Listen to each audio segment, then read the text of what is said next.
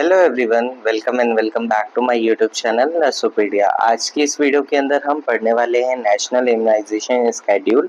आपको पता होगा, इसके थ्रू हम वैक्सीनेशन प्रोवाइड करते हैं बच्चों को। जो भी क्या शेड्यूल होता है, मतलब किस एज पे क्या वैक्सीन प्रोवाइड करनी चाहिए, ये सब हम इस वीडियो के अंदर देखेंगे। ठीक है, तो चलिए शुरू करते हैं। इंट्रोडक्शन। इम्यूनाइजेशन शेड्यूल स्टार्ट हुआ था 1978 में। तब उसका नाम था एक्सपेंडेड प्रोग्राम फॉर इम्यूनाइजेशन। फिर उसके बाद उसका नाम कर दिया गया यूनिवर्सल इम्यूनाइजेशन प्रोग्राम इन 1985। ये थी थोड़ी सी हिस्ट्री। ये क्या है, इम्यूनाइजेशन प्रोग्राम पूरा सबसे बड़ा प्रोग्राम होता है पब्लिक हेल्थ के लिए इंडिया के अंदर। ठीक है, क्योंकि इसके अंदर सारे ही बच्चे जो 5 साल से कम हैं वो आते हैं, और जो भी प्रेग्नेंट वुमेन्स हैं वो सब आती हैं, उनको फ्री में वैक्सीन्स प्रोवाइड कराई जाती हैं। ठीक है, अब इसके अंदर क्या है, टोटल 12 वैक्सीन प्रिवेंटेबल डिजीज के लिए वैक्सीन्स दी जाती हैं, यानी कि 12 प्रिवेंटेबल डिजीज के लिए वैक्सीन्स प्रोवाइड की जाती हैं। इसका एम क्या है, एम है इसका child morbidity and mortality rate को कम करना।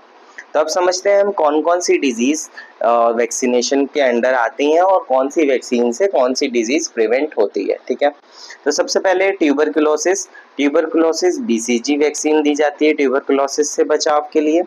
पोलियो से बचाव के लिए ओपीवी एंड आईपीवी दी जाती है। ओपीवी यानी कि oral polio vaccine, IPv is inactivated polio vaccine. इसी को एफआईपीवी बोला जाता है, यानी कि फ्रैक्शनल इनएक्टिवेटेड पोलियो वैक्सीन। फिर है डिप्थीरिया के लिए डीपीटी। ठीक है, पहले लगाई जाती थी, अभी प्रेजेंट टाइम में पेंटावेलेंट वैक्सीन दी जाती है 1 साल से कम की एज तक। ठीक है, फिर उसके बाद डीपीटी ही दी जाती है। ठीक है, पेंटावेलेंट में कौन कौन सी वैक्सीन इन्वॉल्व होती हैं, ये मैं आपको बता दूं। कौन कौन सी डिजीज की वैक्सीन इन्वॉल्व है ये बता रहा हूँ। ठीक है, फिर नेक्स्ट है पर्ट्यूसिस के लिए डीपीटी आपने समझ गया ना। डी से डिप्थीरिया, पी से पर्ट्यूसिस एंड टी से टिटनेस, ये तीनों इसी के अंदर आता है। अब पेंटावेलेंट भी इन तीनों के लिए काम करती है, और टिटनेस के लिए अलग से टीटी और टीडी वैक्सीन दी जाती हैं। ठीक है, हेपेटाइटिस बी के लिए पेंटावेलेंट वैक्सीन के अंदर हेपेटाइटिस बी मिक्स होती है, ये स्टैंड अलोन हेपेटाइटिस बी की भी वैक्सीन आती है। Haemophilus influenza type B HIV, ये भी पेंटा के अंदर आ जाता है। मीजल्स के लिए MMR और MMR, यानी कि मीजल्स मम्स रुबेला पहले दी जाती थी, अब MR दी जाती है। तो यहाँ मीजल्स और रुबेला आ गया। ठीक है, MR। देन फिर रोटा वायरस की वजह से डायरिया होता है, इसीलिए डायरिया के प्रिवेंशन के लिए रोटा वायरस वैक्सीन दी जाती है। निमोनिया और मेनिंजाइटिस के लिए न्यूमोकोकल कॉन्जुगेट वैक्सीन दी जाती है, जो कि स्ट्रेप्टोकोकस न्यूमोनियाई के अगेंस्ट एक्ट करता है। ठीक है, इस वायरस को किल करता है, सॉरी बैक्टीरिया को। जापानीज एंसेफेलाइटिस जेई के लिए क्या है, जेई वैक्सीन दी जाती है। ठीक है, जापानीज एंसेफेलाइटिस, और ये सिर्फ उन्हीं डिस्ट्रिक्ट के अंदर दी जाती है जहाँ पे जेई के चांसेस ज़्यादा थे। एक समय था कि जापानीज एंसेफेलाइटिस बहुत ज़्यादा बढ़ा हुआ था, और सबसे ज़्यादा मेन हब था गोरखपुर डिवीज़न उत्तर प्रदेश का और बिहार। ठीक है, यहाँ पे सबसे ज़्यादा थे, बट क्या है, इंडिया के अंदर लगभग 200 डिस्ट्रिक्ट्स के अंदर ये डिजीज फैली थी, तो उन डिस्ट्रिक्ट को हम एंडेमिक डिस्ट्रिक्ट बोलते हैं, और वहाँ पे ये वैक्सीनेशन अभी भी किया जाता है। ठीक है, वो डिस्ट्रिक्ट्स के नाम मैं बता देता हूँ आपको। यहाँ से हम स्टेट वाइज पढ़ते हैं, क्योंकि डिस्ट्रिक्ट 200 डिस्ट्रिक्ट हैं, तो उनको पढ़ना बहुत ज़्यादा मुश्किल हो जाएगा। ठीक है, तो यहाँ से आप आओ तो पंजाब, हरियाणा, दिल्ली, उत्तराखंड, उत्तर प्रदेश, यहाँ पे देखो गोरखपुर मार्क किया गया है, यहीं पे सबसे ज़्यादा जापानीज एंसेफेलाइटिस होता था, क्योंकि यहाँ पे क्या है, सबसे ज़्यादा रेनफॉल होता है यूपी के अंदर, और यहाँ पे ऐसी फील्ड्स हैं जिसके अंदर क्यूलेक्स मॉस्किटोज बढ़ते हैं, और वही कॉज करते हैं जापानीज एंसेफेलाइटिस। आज के टाइम पे भी गोरखपुर के अंदर लोग क्या है, मच्छरों से बहुत ज़्यादा बच के रहते हैं। मैंने देखा है, यहाँ पे मैं खुद रहा हूँ इतने साल, तो मैंने यहाँ पे देखा है कोई भी बिना मॉस्किटो रिपेलेंट लगाए या मॉस्किटो नेट लगाए, सबके घरों के बाहर खिड़कियों पे, दरवाज़ों पे जो है मॉस्किटो नेट लगे हुए होते हैं। ठीक है, तो इतना ज़्यादा खौफ था, समझ सकते हो आप। फिर उसके बाद आप इधर आओ, बिहार, झारखंड, वेस्ट बंगाल, और इधर चले जाओ तो इधर जो 7 सिस्टर्स हैं, मिजोरम को छोड़ दो बाकी सब पे, ठीक है। इधर ओडिशा, छत्तीसगढ़, तेलंगाना, महाराष्ट्र, गोवा, कर्नाटका, आंध्र प्रदेश, केरला और तमिलनाडु, पुडुचेरी, ठीक है। इन सब जगह पे जो है अभी भी इसका वैक्सीनेशन प्रोवाइड किया जाता है। अब यहाँ पे क्या होता है, 3 टर्म्स होते हैं, इसमें थोड़ा सा कंफ्यूजन रहता है, इसलिए मैं आपको बता रहा हूँ। एंडेमिक डिजीज, एंडेमिक डिजीज ऐसी डिजीज कंडीशंस होती हैं, यानी कि कोई भी एक पर्टिकुलर जो पॉपुलेशन है, एक विलेज लेवल पे मान सकते हो, किसी विलेज में, ठीक है, किसी विलेज में या छोटे से कोई टाउन के अंदर जो अगर कोई बीमारी बहुत ज़्यादा फैल जाती है, वहाँ पे बहुत ज़्यादा केसेस आने लग जाते हैं। लेकिन ये क्या होता है, एक लिमिटेड और प्रिडिक्टेबल होता है, यहाँ से बहुत ज़्यादा हेल्थ केयर सिस्टम पे इफेक्ट नहीं पड़ता है, इसलिए इसको एंडेमिक बोलते हैं। अब फिर होती है एपिडेमिक डिजीज़। एपिडेमिक डिजीज़ ऐसी डिजीज़ कंडीशंस होती हैं जिसमें बहुत ज़्यादा तादाद में लोगों को प्रॉब्लम होने लगती है, और कई सारे टाउन्स के अंदर, मतलब कोई मान लो एक कंट्री है जैसे इंडिया है, तो उसके कई सारे टाउन्स के अंदर, कई सारे स्टेट्स के अंदर अगर ये डिजीज़ आने लग जाती है और इसकी वजह से हेल्थ केयर सिस्टम पे इफेक्ट पड़ता है, एक आउटब्रेक आ जाता है, तो उसे हम एपिडेमिक डिजीज़ बोलते हैं। या आप ये समझ सकते हो, इससे मतलब कोई भी डिजीज कंडीशन जो विथ इन किसी स्टेट के अंदर है, ठीक है, या किसी कंट्री के अंदर रहती है, ठीक है, तो उसे आप एपिडेमिक डिजीज बोलोगे। और पैंडेमिक, पैंडेमिक ऐसी डिजीज कंडीशन होती है जो कि एक कंट्री से दूसरी कंट्री में फैलने लग जाती है, ठीक है, डिजीज स्प्रेड अक्रॉस कंट्री।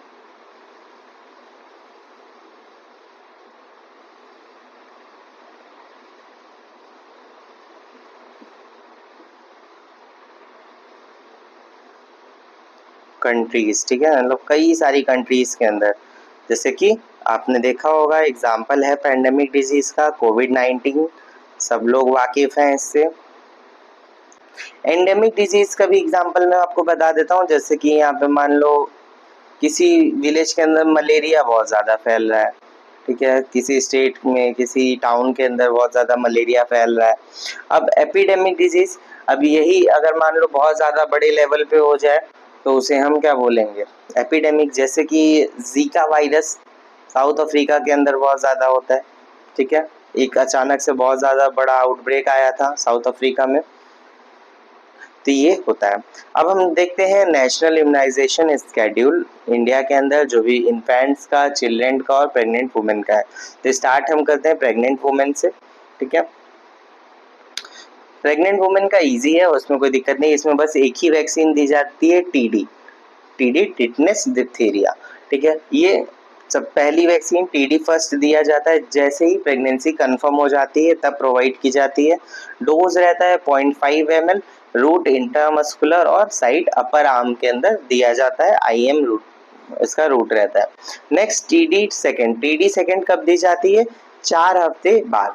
4 हफ्ते बाद टीडी फर्स्ट के टीडी सेकेंड दिया जाता है, इसका डोज होता है 0.5 ml, इंट्रामस्कुलर ही देंगे अपर आर्म में। ये चीज़ आप याद कर लो, एक बार आपने पढ़ ली कोई सी भी वैक्सीन, उसका आप एक बार डोज पढ़ लो, रूट पढ़ लो, साइड पढ़ लो, सेम रहेगा। अगर मान लो वही वैक्सीन रिपीट हो रही है, चाहे वो सेकेंड लग रही हो, चाहे वो बूस्टर फॉर्म में लग रही हो, डोज और रूट और साइड सेम ही रहेगा, ठीक है। तो ये आप समझ गए टीडी फर्स्ट कब देते हैं, जैसे ही प्रेगनेंसी कंफर्म हो गई, 0.5 ml IM और अपर आर्म में देते हैं। टीडी सेकेंड टीडी फर्स्ट के 4 हफ्ते बाद दी जाती है। अब टीडी बूस्टर में थोड़ा सा समझने वाली बात है, इसमें मान लो अगर पिछली प्रेगनेंसी 3 साल से कम की है, मान लो लास्ट उन्होंने डिलीवरी 2 साल पहले दिया था और उस टाइम पे उन्होंने टीडी फर्स्ट और टीडी सेकेंड दोनों ही डोज ली हुई थी, तो अब उनको टीडी फर्स्ट टीडी सेकेंड ना देकर सिर्फ एक वैक्सीन दी जाएगी, टीडी बूस्टर, ठीक है। आप समझ गए कि अगर किसी फीमेल ने दोनों टीडी वैक्सीन ली थी पिछली प्रेगनेंसी में, जो कि 3 साल से कम के इंटरवल पे हुई थी, तो अब उसे हम बस टीडी बूस्टर देंगे। तो फीमेल का तो आपको याद हो गया होगा, प्रेग्नेंट लेडी का इजी है, बस इसमें एक ही वैक्सीन है रिपीटेड, बस ये टीडी बूस्टर थोड़ा सा कंफ्यूजिंग होता है, इसको आप पढ़ लेना। बाकी मैं आपको इन्फेंट्स के लिए और बच्चों के लिए मैं एक शॉर्ट ट्रिक आपको बता दूंगा, ठीक है, उससे आप बहुत इजीली आपको याद हो जाएगा। अब इन्फेंट्स के लिए एक बार देख लेते हैं, फिर शॉर्ट ट्रिक मैं अपनी आपको बाद में बताता हूँ। पहले एक बार ये जो है NHM का चार्ट एक बार हम लोग पढ़ लेते हैं, ठीक है। तो इन्फेंट्स को सबसे पहले दी जाती है BCG। BCG ट्यूबरकुलोसिस के लिए होती है। बर्थ पे मतलब बर्थ के तुरंत बाद दिया जाता है, जितना जल्दी पॉसिबल हो सके, या फिर अगर नहीं दी गई बर्थ के बाद तो 1 साल के अंदर तो दे ही देना है, ठीक है। अगर बर्थ के मान लो 1 महीने के अंदर दी जा रही है वैक्सीन ये, तो वहाँ पे 0.05 ml दिया जाएगा। इंट्राडर्मल रूट रहता है IT, ठीक है। लेफ्ट अपर आर्म में दी जाती है, आपके भी हाथ पे होगा इसका निशान, मेरे भी हाथ पे है, ठीक है, सबके ही हाथ पे होता है इसका निशान। और अगर मान लो ये 1 महीने के बाद अगर ये वैक्सीन प्रोवाइड की जा रही है तो 0.1 ml दी जाएगी। हेपेटाइटिस B बर्थ डोज, यानी कि ये बर्थ किट पे ही दी जाती है एज विथिन 24 आवर्स। इसका डोज रहता है 0.5 ml इंट्रामस्कुलर दी जाती है। Anterior lateral side of mid thigh, anterior lateral side of mid thigh आपको समझने में थोड़ा सा प्रॉब्लम हो सकती है, मैं बता देता हूँ। मान लो ये थाई है किसी बच्चे की, अब इस थाई को हम बांटेंगे, मान लो 20 से एक बार हमने बांट दिया और इसको 3 पार्ट्स में बांट दिया, ठीक है।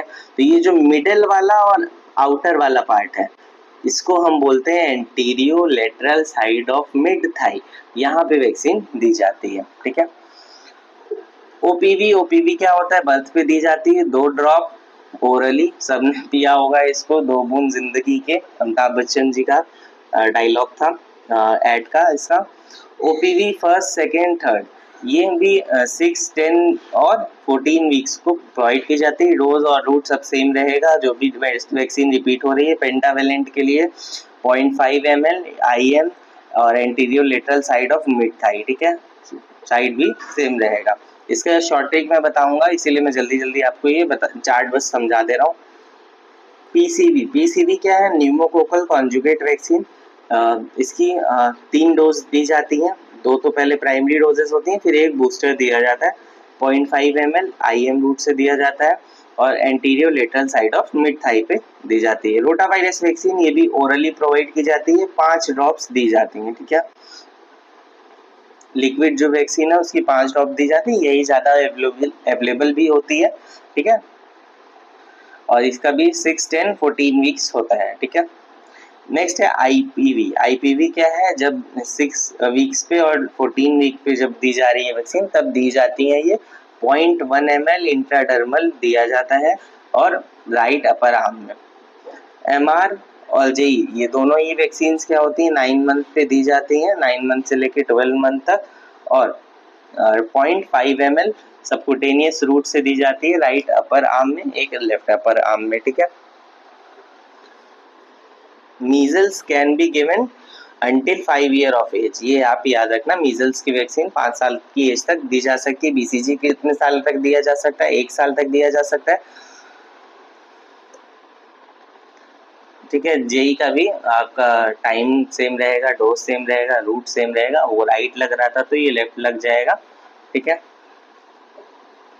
और जेई क्या है, दोनों ही फॉर्म में अवेलेबल होती है, लाइव वैक्सीन भी होती है और किल्ड वैक्सीन होती है। लाइव वाली ही ज़्यादा अवेलेबल होती है, किल्ड फॉर्म में कम दिया जाता है गवर्नमेंट के थ्रू। तो देख लेना, किल्ड वाली जो होती है इंट्रामस्कुलर दी जाती है, वो आप वैक्सीन वाइल पे आप पढ़ लेना। और विटामिन ए का डोज भी इसी के साथ, जब जेई MR दिया जाता है उसी के साथ में बच्चे को 9 मंथ्स पे प्रोवाइड कर दिया जाता है। 1 ml दिया जाता है। इसके लिए मैंने एक सेपरेट वीडियो बनाई थी, क्योंकि जो भी विटामिन ए का प्रोग्राम है वो अलग है इम्यूनाइजेशन स्केड्यूल से। उसके प्रोग्राम को विटामिन ए प्रोफाइलेक्सिस प्रोग्राम बोलते हैं। उसकी वीडियो मैंने अलग बना रखी है, आपने अभी तक नहीं देखी तो देख लेना, आई बटन में मैं लिंक दे रहा हूँ, ठीक है। नेक्स्ट फिर अब बच्चे को लगती है 16 से 12 मंथ की एज पे DPT booster, MR second, JE second और OPV बूस्टर, इतनी वैक्सीन दी जाती हैं। कौन कौन सी, जेई, MR, OPV और DPT बूस्टर, ठीक है, ये दोनों की बूस्टर। फिर DPT बूस्टर सेकेंड 5 से 6 साल पे दी जाती है। विटामिन ए मैं छोड़ दे रहा हूँ क्योंकि मैंने बता रखा है, ठीक है। और फिर टीडी दी जाती है 10 और 16 साल की एज पे। ये आप यहीं पे याद कर लो, ये कोई बड़ी बात नहीं है।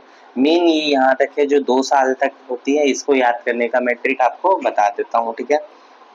तो ट्रिक क्या रहेगा, सबसे पहले आपको एज याद रखना है, किस एज में दी जा रही है, बर्थ पे, ठीक है। अब बर्थ पे कौन कौन सी वैक्सीन दी जाती है, 3 वैक्सीन दी जाती है, बीसीजी, ओपीवी 0 रहेगी यहाँ पे, ठीक है, और हेपेटाइटिस बी।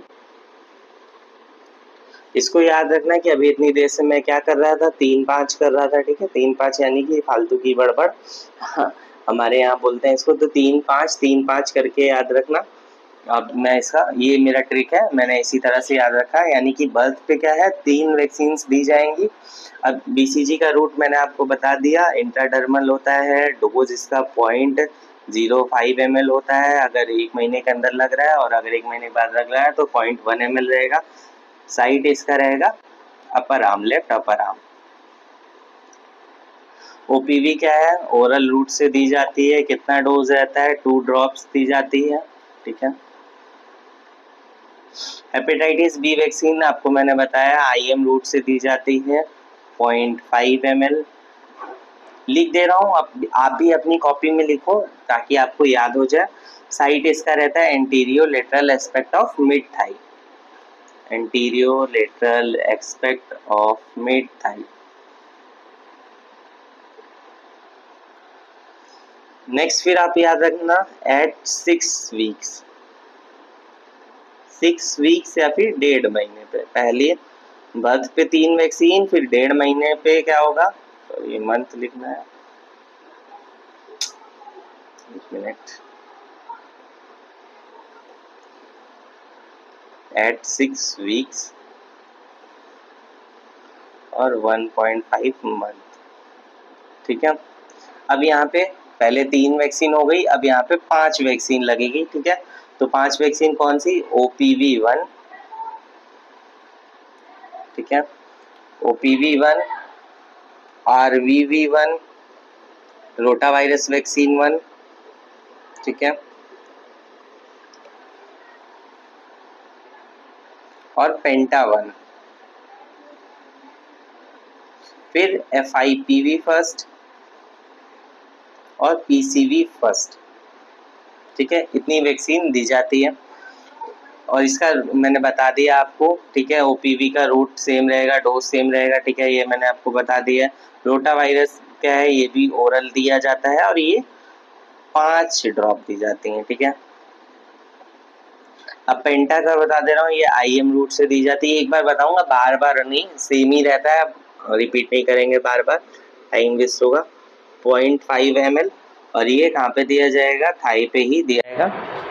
FIPV इंट्राडर्मली दी जाती है, 0.1 ml, ठीक है, 0.1 ml, और कहाँ पे, अपर आर्म में। PCV1 का रूट रहेगा IM और 0.5 ml। नेक्स्ट फिर आते हैं हम 1.5 महीने का हो गया, अब 2.5 महीने पे, ठीक है, 2.5 मंथ या फिर 10 वीक्स। एक बार 3-5 हो गया, अब दोबारा से 3-5, ठीक है। तब यहाँ पे क्या हो जाएगा, OPV second, rota virus vaccine second, pentavalent second, ठीक है, यही 3 वैक्सीन लगेंगी, रूट और डोज साइड सब सेम रहेगा। फिर उसके बाद लगेगा 3.5 महीने पे, 3.5 महीने पे, या फिर इसे आप 14 वीक्स भी याद रख सकते हो, ठीक है। अब ये वाली की एक एक डोज बढ़ा दो सबकी, ये 3 सेम रहती हैं, ठीक है, यानी कि 1.5 महीने, 2.5 महीने और 3 महीने पे ये तीनों वैक्सीन लगेंगी, OPV, रोटावायरस वैक्सीन और पेंटावेलेंट वैक्सीन, ये तीनों लगती, ठीक है, पेंटा थर्ड। फिर उसके बाद अब यहाँ पे जो पहले मंथ में पहले 1.5 महीने पे लगी थी FIPV और PCV की फर्स्ट डोज लगी थी, अब यहाँ पे उसका दूसरा लगेगा, FIPV सेकेंड और PCV सेकेंड, ठीक है। तो ये था, उसका डोज साइट वगैरह सेम है, मैं बार बार नहीं बता रहा। अब फिर इसके बाद पहले कब लगी देखो, याद रखना आप पहले कि पहले बर्थ पे लगती है, बर्थ के बाद में कब लगेगी, 1.5 महीने पे लगेगी, फिर उसके बाद 2.5 महीने पे लगेगी, फिर 3.5 महीने पे लगेगी वैक्सीन। अब इसके बाद आ जाओ आप सीधा 9 मंथ्स पे।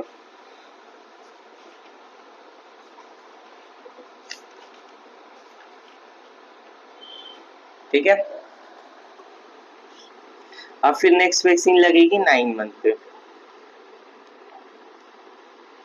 इस वैक्सीन को 9 मंथ पे ही दिया जाता है, बट इसका रेंज होता है 9 से 12 मंथ तक दिया जा सकता है। ठीक है, अब ये 3-5 वाला सिस्टम बस 2 ही बार था। अब यहाँ पे आप याद रखना, यहाँ पे आपको 4 वैक्सीन दी जाएगी और फिर उसके बाद 4-4। ठीक है, 9 मंथ पे भी और दूसरे में फिर लगती है 16 मंथ पे। ये इसका रेंज होता है आपका 16 to 24 मंथ्स। अब यहाँ दोनों पे 4-4 वैक्सीन लगती हैं। ठीक है, आप याद रखना, एक तो ये दोनों याद रखो, MR फर्स्ट और JE फर्स्ट। ठीक है, और यहाँ पे वही MR सेकंड कर लो और JE सेकंड कर लो। ठीक है, अब यहाँ पे क्या लगेगा, यहाँ पे लगेगा PCV का बूस्टर। ठीक है, 9 मंथ्स पे PCV बूस्टर।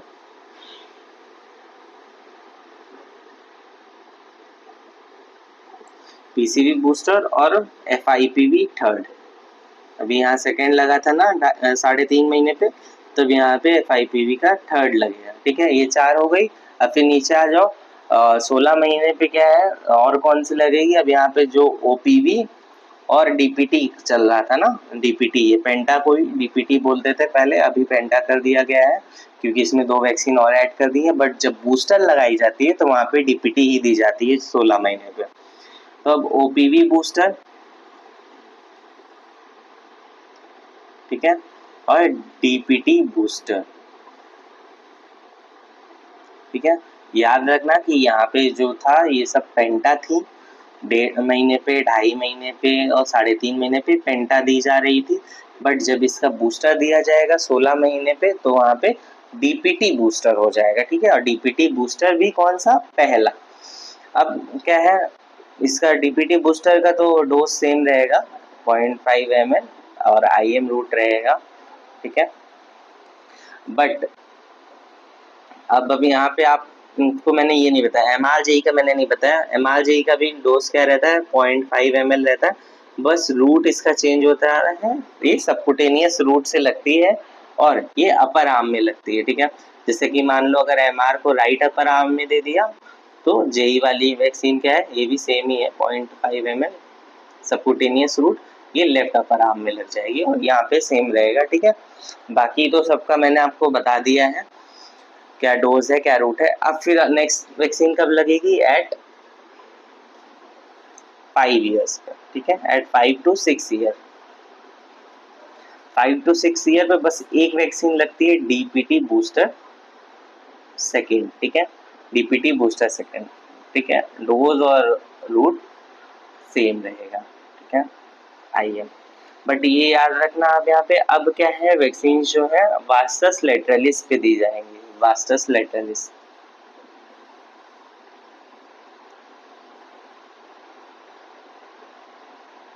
ठीक है, वास्टस लेटरलिस। अब फिर उसके बाद नेक्स्ट वैक्सीन दी जाएगी at 10 and 16 year of age. ठीक है, कौन सी वैक्सीन दी जाती है, तो पहले TT दी जाती थी, अब TD दी जाती है, TD यानी कि टिटनेस डिप्थीरिया फर्स्ट 10 महीने पे और 16 महीने पे, 16 ईयर पे सॉरी, TD सेकेंड। ठीक है, इसका डोज रहेगा 0.5 ml IM रूट। ठीक है, ये आप याद कर लेना। एक बार से मैं रिवाइज करा देता हूँ, पहले आप ट्रिक याद रखो, 3-5 3-5। ठीक है, और याद रखो टाइम कब कब देनी है, बर्थ पे देनी है, 6 हफ्ते पे देनी है, 10 हफ्ते पे देनी है और 14 हफ्ते पे देनी है। इधर 6, 4 बढ़ा लिया तो 10, 4 बढ़ा लिया तो आपका 14 हफ्ते। इतना हो गया, 4 याद कर लिया। अब 3 वैक्सीन ये, फिर 5, फिर यहाँ पे 3 और फिर ये 5। तो पहली 3 वैक्सीन कौन सी है, BCG, OPV और हेपेटाइटिस B। फिर 6 हफ्ते वाली याद रखो मेनली, और उसी से आपका काम हो जाएगा। तो पहले यहाँ पे कौन सी देते हैं, OPV और rota virus vaccine pentavalent, FIPV और PCV, ठीक है। फिर उसके बाद 10 हफ्ते पे ये FIPV और PCV छोड़ दो, बाकी जो है OPV सेकेंड कर लो, रोटावायरस सेकेंड कर लो, पेंटावेलेंट सेकेंड कर लो। 3.5 महीने या 14 हफ्ते पे क्या हो जाएगा, फिर से अब FIPV और PCV दी जाएगी, ठीक है। तो अब यहाँ पे बाकी सबका तो ये तीसरा डोज है, बट यहाँ पे FIPV और PCV का दूसरा डोज रहेगा, ये याद रखना। अब 9 मंथ पे क्या है, 9 मंथ पे नई वैक्सीन आ जाती है, दो नई वैक्सीन का इंट्रोडक्शन होता है, MR और JE का, ठीक है। MR JE कितना दिया जाता है, 0.5 ml सबकुटेनियस दी जाती है, ये याद रखना आप लोग। और ये अपर आर्म में दिया जाता है, एक को राइट में, एक को लेफ्ट में। और 9 मंथ पे क्या है, PCV का बूस्टर दिया जाता है, FIPV थर्ड दिया जाता है, ठीक है। नेक्स्ट फिर 16 मंथ पे लगती है MR second, JE second, OPV booster and DPT booster. फिर नेक्स्ट वैक्सीनेशन अब होता है सीधा 5 से 6 साल पे, वहाँ पे DPT बूस्टर सेकेंड दिया जाता है, 0.5 ml दिया जाता है, इंट्रामस्कुलर रूट से दिया जाता है। फिर उसके बाद अब सीधा 10 साल पे और 16 साल पे दी जाती है वैक्सीन, TD फर्स्ट और TD सेकेंड, यानी टिटनेस और डिप्थेरिया। इसका डोज रहता है 0.5 ml और IM रूट, ठीक है।